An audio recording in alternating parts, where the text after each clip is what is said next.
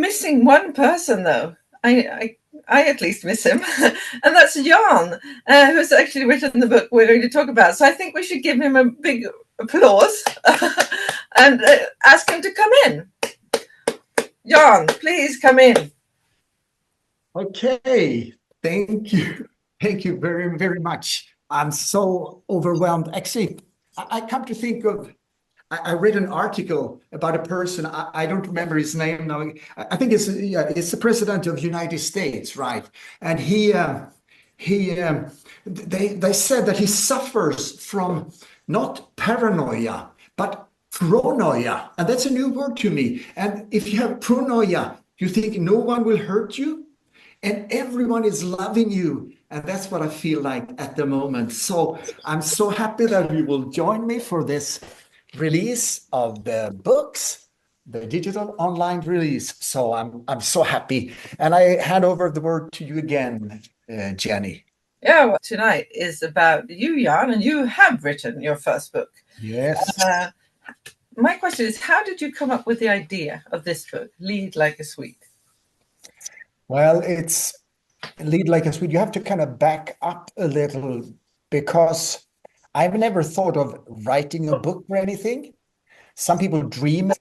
I never dreamed about writing a book or anything, but I was encouraged by a colleague of mine, Per Skoglund, who said, well, you've been working with the consultancy and working with new leaders. You should maybe write a book. And well, maybe not. It's because I was back there. But also I have to back up to Agneta Kristensson. You are here. I don't know if you could put up your thumb or your hand there. Yes, I'm here. Yes.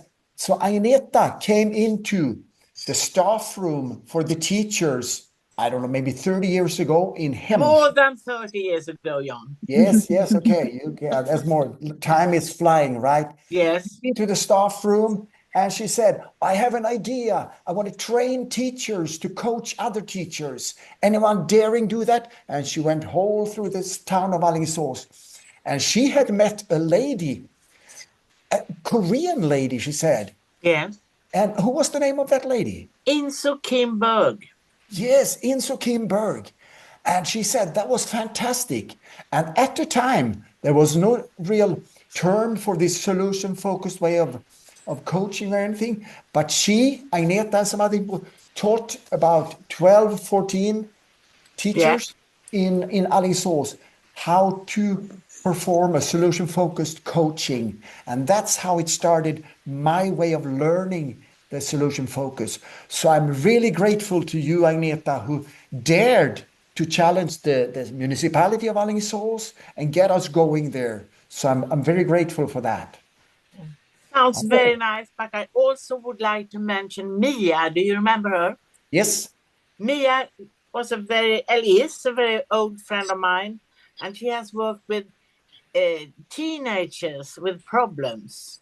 Yeah. And she had found just the key to work with what's possible instead of what's the problem. Yeah.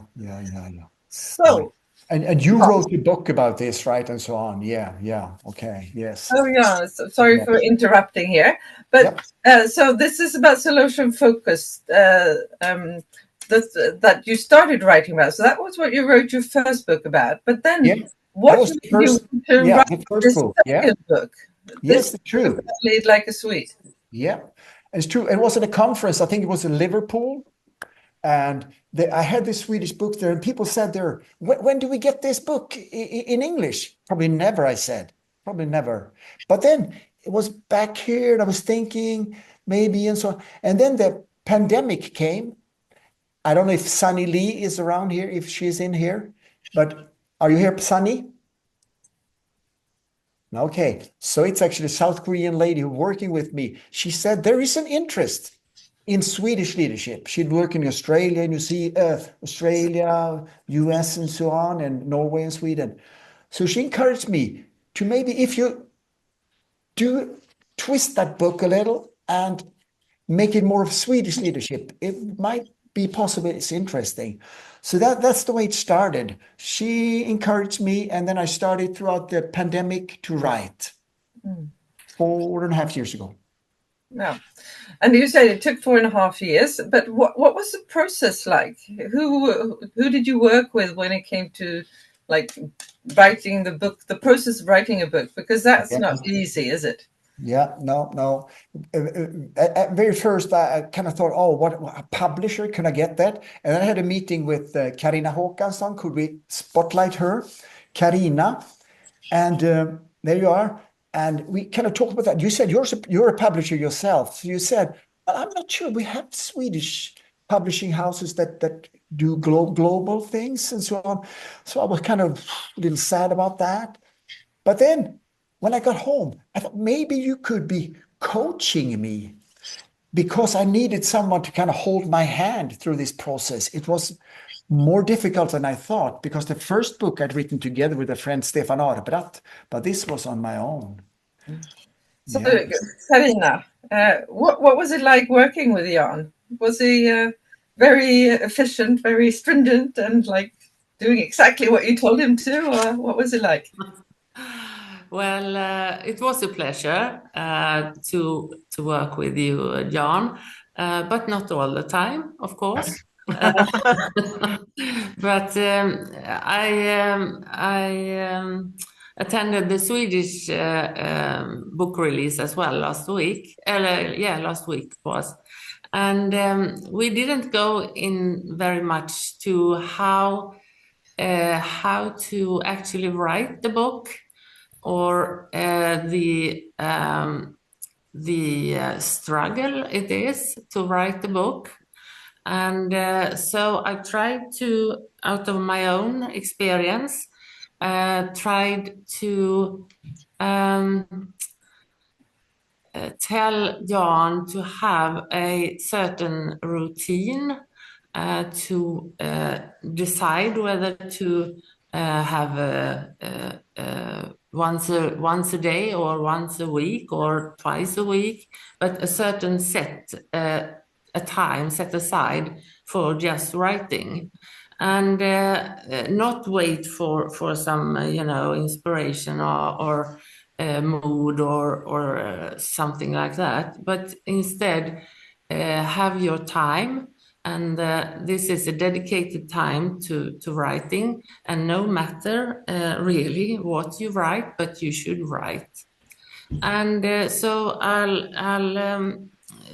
out of my own experience, I realized that this is kind of hard way to do, but sometimes you come to a point where when you actually look forward to this writing time, and I was actually wondering, did you get there, or was it only hard work, or did you enjoy it as well? Now, I think with your support, because we always had, so what's the plan to do for next month? We meet and so on. And sometimes it was very inspiring interviews I had to do and do some stuff. So, oh yeah, definitely up and down. So it was a lot of fun, even though it was struggling, as you say. Yeah. Mm-hmm. Yeah. And just about the it's you had a lot of ideas and mind maps and Trello work and so on, and a lot of ideas. But from that to actually start to write, it was quite a step, wasn't it? Oh yes, yeah. You just told me you have to write a script now because I had thousands of ideas. Oh, what do you mean? Well, start somewhere and structure it like that. So yeah, that was really a good thing for me. Yeah. Okay. Okay, thank you very much, Karina, Thank you. for explaining how this took place and how. But how long did it take to write the book, and what were the biggest challenges? Would you say, Jan?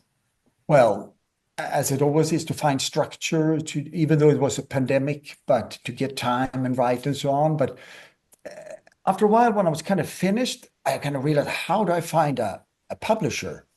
And I reached out to my solution focus network and I got some ideas, bounced back, and they didn't help me there. But then Klaus Schenk, you're here. What a resource from Frankfurt in Germany, right? You don't have to say anything, but you kind of said, wow, Why not Routledge? Try that. Some other people from the solution focused company community has tried that. So I did that, and wow, what happened there? And throughout, I have to mention throughout the journey, Sandra Collins, who's here tonight, Wendy, you are helping here. We've been meeting every 6 weeks, also helping me out. Lena Dahlman, some critical readers. Henrik with the language, a critical son. And then at the very, very end, it feels like it's a year ago, Jenny Clark said, I could help you out to kind of work with structure and stuff. And she said, wow, it's good, but I think you have to rearrange a lot. What? Yeah, I love structure, she said. So we turned around the content and stuff like that. And she helped me out with the language and so on. And so I'm very grateful for that work. For half a year, no, a couple of months, we did that every week, new things there. Anything? And just to clarify, this was Jenny Clark and not Yes, me, Jenny although Clark. I also like structure. Yeah. But and that resulted actually into you dividing the book somehow into 3 parts. They're all intertwined. They belong together, but they are divided into kind of 3 parts in the book. And the first one about Swedish leadership, what it is and what influences it. The second part about being a leader in new terrain. And the third about solution-focused leadership. So I thought we should structure our conversation from now on according to the book. Is that okay? Yeah. Yes. Yeah. Go on. But you also have, in your book, you have very many interviews, about 40 people you've interviewed, and you mentioned them throughout the book. How did you find all these people? Well, the short way is a network, definitely. Asking around, asking that and that, finding out. So quite a few I know of these people, but not all of them. And sometimes you kind of reach out for long and so on. But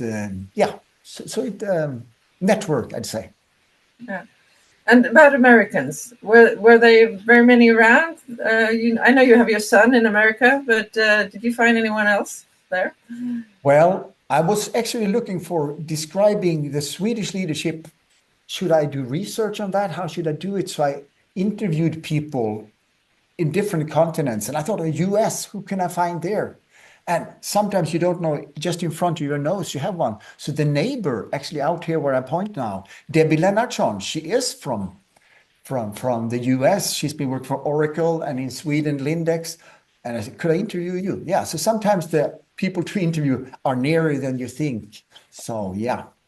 And I knew this, that's why I asked the question, because that's also my experience talking about helping people with startups. It's always, you have to ask people to find their own network. And usually there is someone very close that you forgot about. So that's a good thing to remember.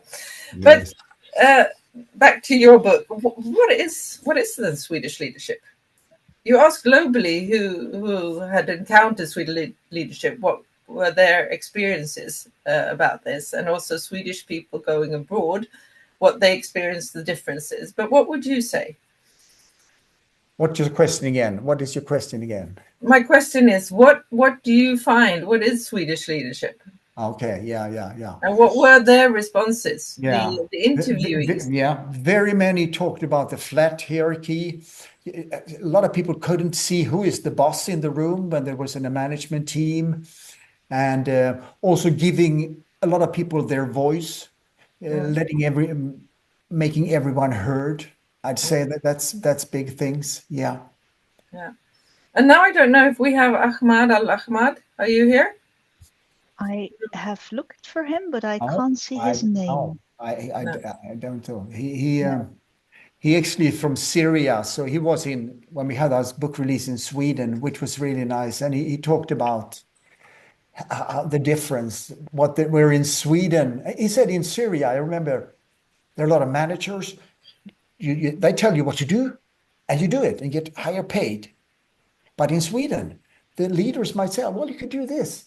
And you grow as a person, he said. Total different. And very much interest for the people that the manager, the leader are leading. So that's what things that he said. Yeah. And then you have some other people that you mention in the book. Would you like to? Yeah, well, more examples? I don't. Gérald Prima, he's here from France. He's working with the next generation of inflators for airbags in Autoliv outside Alingsås here, and also we can read about that yourself. But like around the table in Sweden, people don't raise their voices. It's very calm, everything. But when he goes back and forth. Actually, 2 weeks in Sweden, 2 weeks in France. When it comes to France, people are talking like that, but it's very calm and so on, and they don't interrupt each other. So it's a huge difference from back home, he says there. Yeah, but I know, Kajsa Svensson, I think you should ask her some question and introduce her to this now. Yeah, because Kajsa Svensson, she's raised her hand.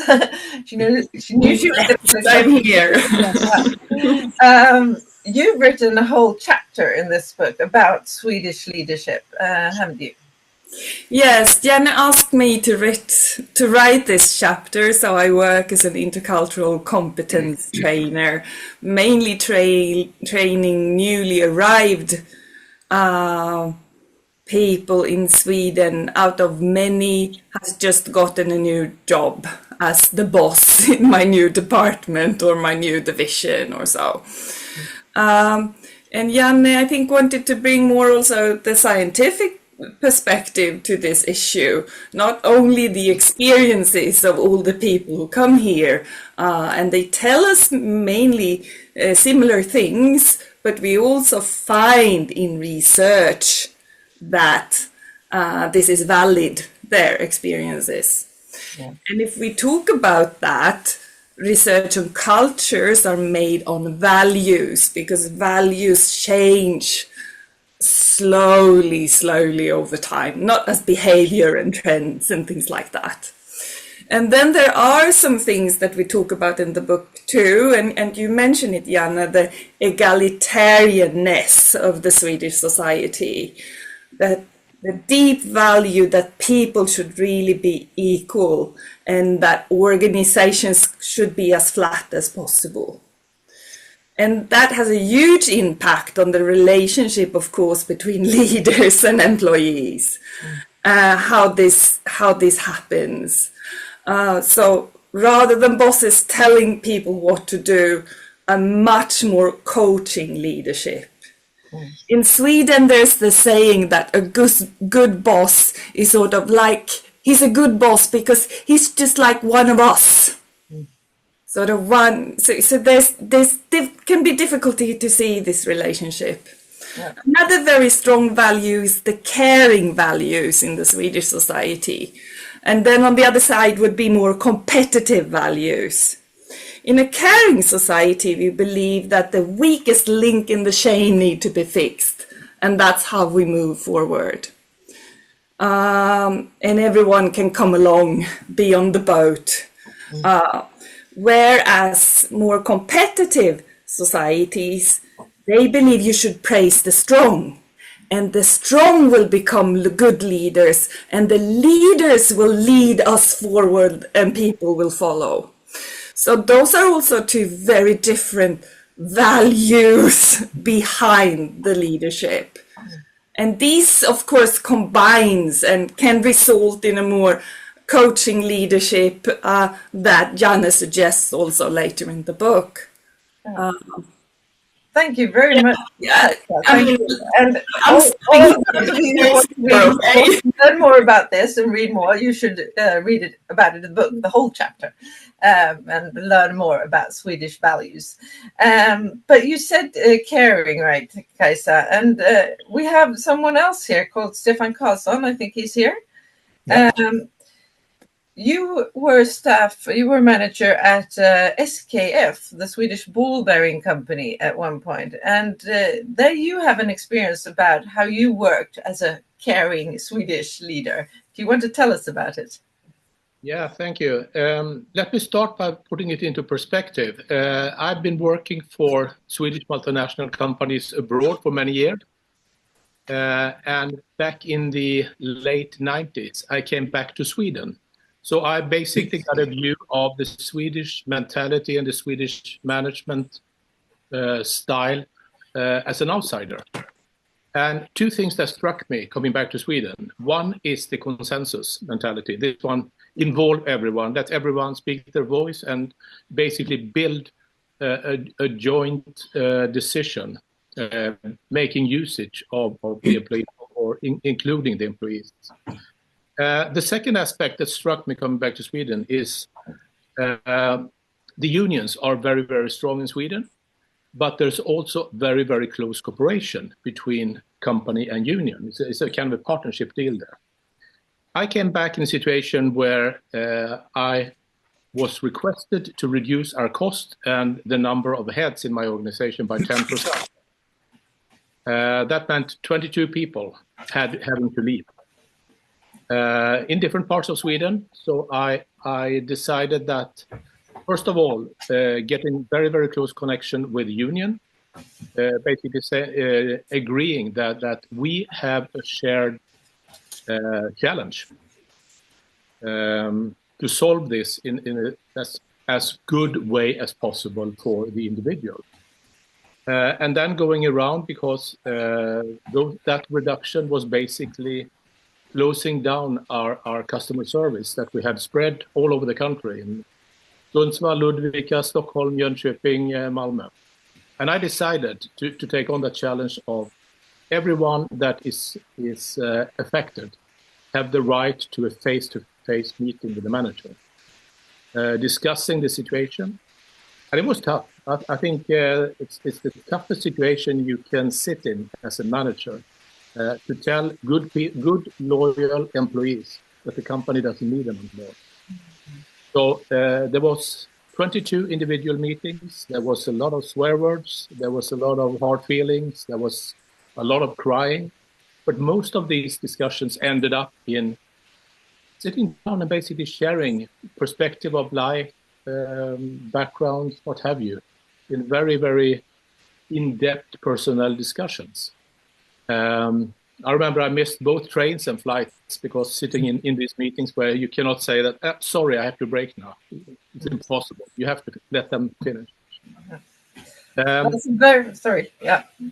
Just to conclude there, with a very good support of the union, we managed to find, and also of individual employees taking their own initiatives.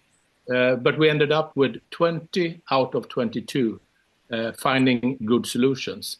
Different jobs, different positions, inside or outside SKF, early retirements. And at the end of the day, we failed with 2. So we put 2 people out of work. But I felt that it was a matter of self-respect to sit there with each and every one, listening to their story, taking on their cursing or their aggressions or their sorrow, and it was a part of the job. Yeah. I think that just to conclude, I think if you don't feel bad as a manager in that type of situation, you shouldn't work as a manager. Thank you very much, Stefan, for telling us about this, and that very much explains to me, at least, how many Swedish workplaces work and our values here. And somehow I came to think of the of what's happening in the US now with the cuts, and I think that's probably not done in the Swedish way, at least. Not of what I've heard, at least. Quite the opposite. Quite the opposite, yes. But we have come to, that was about the first part of the book, about the Swedish culture and Swedish leadership. But then the next part is about leading in new terrain. And what do you mean by that, Jan? Well, as I said, I've been working for more than 23, 24 years with managers, doing onboarding jobs or shifting their tasks. And so new terrain is when things around you change. New management, new directions, new people in your group, or you just, as I said, you get a new job. That's new terrain. Yeah. And why did you write about this in your book?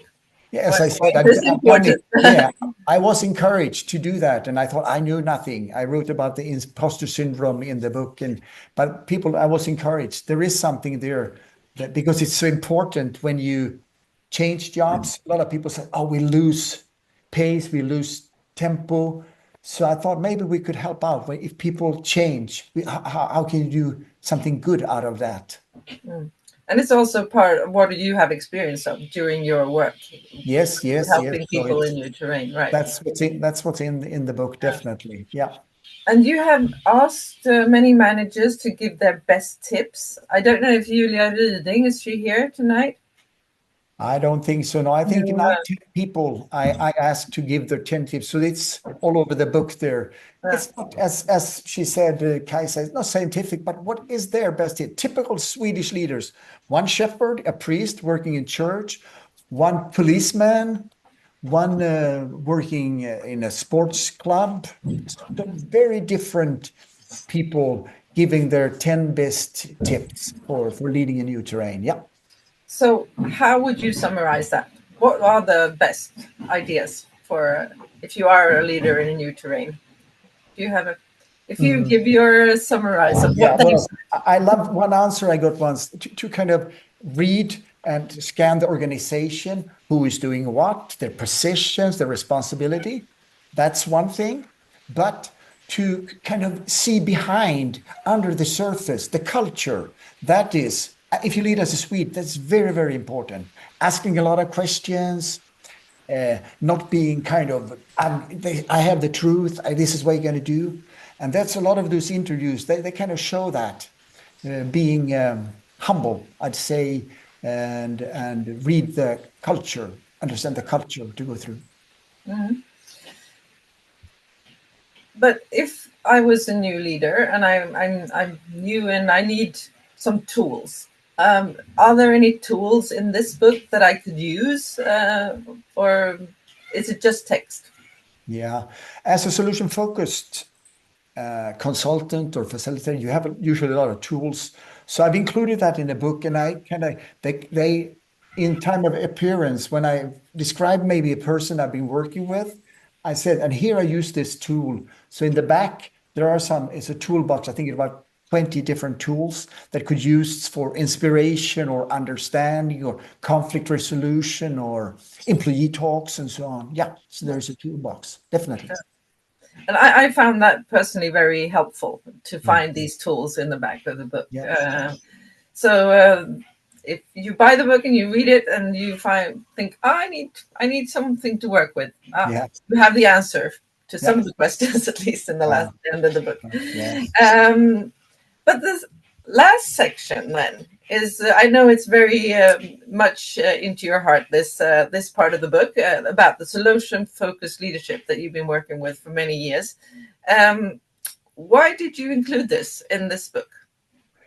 As I said, it started with Agneta Christensson. As a teacher, I used it. As a headmaster, maybe as a parent. I don't know. We can talk to Henrik and Staffan here, but it's, as you said, in my heart. So I've been using it. And then when I start working with my own company, it's there. I can't work in a different way. I want to focus on what's working and instead of what's not working, and the strengths, the resources of people that I meet. I try to look at that first and also teach and train people to do that. Yeah. So how would you describe what is solution focused? Well, you have to read it. As I said, it's a lot about focusing on what works instead of what doesn't work. If you meet people, they a lot of complaining, this doesn't work and that doesn't work. And as soon as you start asking them, so what would you like instead? Oh, they never got that question because they are experts in explaining or talking about what doesn't work. So that's a short version of that. Yeah. And in your book, you have some examples of different people who have worked with solution focus. Yes. One of them is Per Mood, who's here tonight. I've seen his face. Yeah. And at the time when Jan wrote the book, you were working as an officer within the fire department of Alingsås. And you've been working with Jan for a while, and you were inspired by this solution-focused approach, I assume, or I know. Yeah. And you conducted solution-focused performance reviews and employee talks. How did you do this? Can you tell us? Well, in short, the sessions were about actually formulating strengths as opposed to the managers evaluating or correcting the employee. And that was an approach we were all kind of unfamiliar with. So it's new terrain, so to speak, for all of us. But it was very well. I liked it. The employees liked it, and the conversations was based on the premise that if you formulate the goals yourself, you're more likely to succeed. So in that sense, my task was really about asking questions, to listen, to take notes, and probably the hardest part to be quiet most of the time and just to let them do the talk, let them sort of formulating what they wanted to achieve. So we use the concept of scales, as I know John is writing about in the book. I think that's a technique which is very, very helpful. So the conversations resulted in a pretty clear sort of action plan for both me and the employee, consisting of two parts. One part which was their strengths, like this is what I need to continue doing, and one part that was about this is what I want to do more of or do less of to achieve even better things. So it was kind of a positive atmosphere, and I think the employers really like that new sort of take on things. Mm. Thank you for sharing this, Per. And Jan, you have some other examples in the book as well. Do you want to mention any more? Yes, there are, because I had to ask around who is. I knew some solution-focused leaders, but some were hidden in there. And Tuva Göthberg from SKF, we worked with the Guiding Stars, which to me is solution-focused. Susanne Hoffling, Mats Rydberger, Helena Schmidt, Lena Buresetter. Many of them are in the book. They're very good examples. But I did not know, and these people I'd heard of before, but Gustav Klerbom, working on Volvo, he was recommended by one of the other persons I will talk to, and you're here, and you work strength-based leadership at Volvo Cars, and also I was fascinated. You wrote about this sharing a common picture with all your staff when you were working, where you were heading, and that seemed to be very important to you. How come that was? And you also have a military background. Could you please, Gustav, tell us a little about that? Absolutely. No, I think that, as you say, I mean, it is really important that you share the view on where you're going and why you're going there.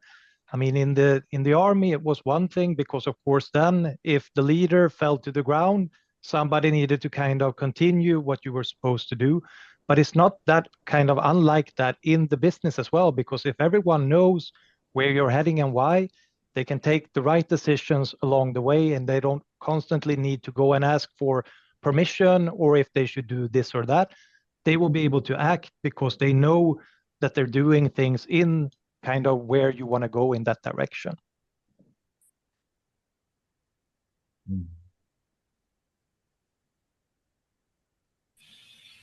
Thank you, Gustav. Thank you for sharing this.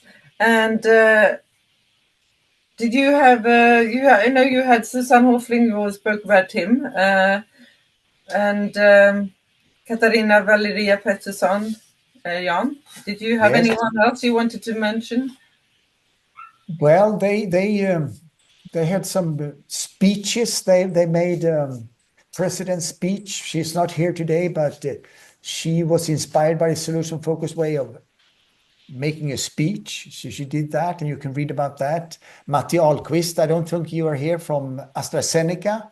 I got the tips from someone to tell he is really good at making speeches and so on. So he talks about that in the book and so on. Yeah. So yeah, and then we've gone through the whole book basically. But do you have any key takeaways from the book? What would you think is the most important? As you said, there are different parts of the book, even though it's about navigating new terrain. But definitely, people will have a better understanding of cultural expectations in leadership. That's one big thing. But the other one, it's all through the book, focus on strengths rather than weaknesses, and spending less time on problems and more on where you want to go. As Per says, Per Mood, the scales is all through the book, using them fairly simple. The once you start using it, I do it like this with my arms and hands all the time, or you go up like that, scale like that. So, and also leaders in new terrain ask questions rather than assume or think that's what you do. So there are quite a few takeaways. Yeah. But you don't just want people to read the book, do you? You want people to read the book, and then you want them to do things as well. You want them to take action. What do you want them to do? Well, that's up to them, but to do something differently. That's my key point. And as a solution-focused trainer, what is the most important for you, for the organization to do that? So yeah, to do something in a fruitful or right direction there. And I'll actually dream of also setting up a training in September with a little challenging thing. One thing I usually do is with new leaders stepping into their first leadership roles, or experienced leaders transitioning to new jobs. I've done that. But now I dream of having leaders from different backgrounds and diverse perspectives who are curious about each other, that are Swedish and solution focused, interested.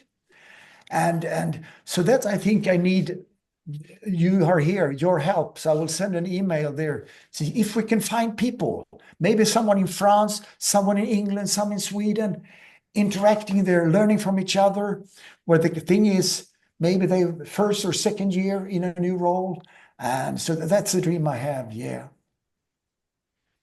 And yeah, so you dream of doing these training sessions online, with people from all around the world. And I know you use someone's tools, so like technical tools, to work with this. And Michelle Wester, are you here? I am. Yeah, but I know you also work with how to make things happen, like from just reading to making things happen. Can you tell us a little bit about how your experience about working with this? So I think John put it in a really good way, actually. The most important thing for us is to do something. So we should more often think about how could make it easier for ourselves to do something. How can we lower the thresholds for ourselves to do something, to take a first step? A researcher that I love is a Stanford professor by the name of BJ Fogg. He's written a book called Tiny Habits, and he talks a lot about making a behavior as simple as possible. I think we could try to come back to that. If there's something I want to change, something I want to do differently, how can I make that behavior, that activity, as simple as possible? Because the easier it is for me to do this, the more likely it is that I will do more of it. And that sounds like, of course, that's the case, but I don't think we too often realize that effect, that the easier it is for us to do something, the likelier it is that it actually will happen. So I think when we want to do things differently, think about how to make it easier, how to make it smaller, and then we'll more often actually succeed in change. Mm-hmm. Oh, you are mute, Jenny. I realized. Thank you, Michelle. But I know last week you had a very good example of what you could do in this very simple way. Do you want to repeat that example? Yeah, of course. That's quite good. I mean, I myself last week when I attended the book release, the physical book release, I had a strong desire of starting to read Lead Like a Swede. The book, exactly. Like I pictured a lot of people in that room would have. But the challenge quite often is that we have a high motivation at a certain point of doing something, but the challenge is to go from that high motivation to the doing. Quite often we're stuck in a phase that we call planning. So within psychology, we're talking about change being described in three different phases. We're talking about a desire phase, a planning phase and an action phase. Quite often we're stuck in the planning phase. We have a desire to do something, and we're talking about doing X, Y, Z at a certain point somewhere in the near future, but we don't actually go to doing. So an example I gave last week was to break this down and make it easier for us to start reading the book is to just decide on a specific time and a date, a day in the upcoming week, where you read one page of the book. Not more than that. Just read one page. It doesn't have to be a chapter. It doesn't have to be half the book. Just decide, I'll read one page, and decide when you'll do that. That will increase the likelihood of you actually, succeeding in reading the entire book. Thank you, Michelle. I can tell everyone that was a big discussion for us during the whole weekend about how often you end up in the planning phase and how hard it is to get into we the all do. phase. We all do. But thank you very much, Michelle. And Jan, I know you want things to happen now, but if you would lift that up onto a higher level, say everyone here reads your book, but what if you dream a little bit further? What would be your ultimate dream? What would you like to happen on a higher level? That's a big question. I mean, one thing is to set up this training. That's really a kind of a dream for me. But after Lennart Dahlman, who isn't here, he read the book and he said, well, Jan, suppose people and leaders throughout the world would read the book and adopt more of the Swedish and solution-focused leadership that you describe. Don't you think the world would be different? That many leaders that you see on the news today would act differently in a better way? Do you think that?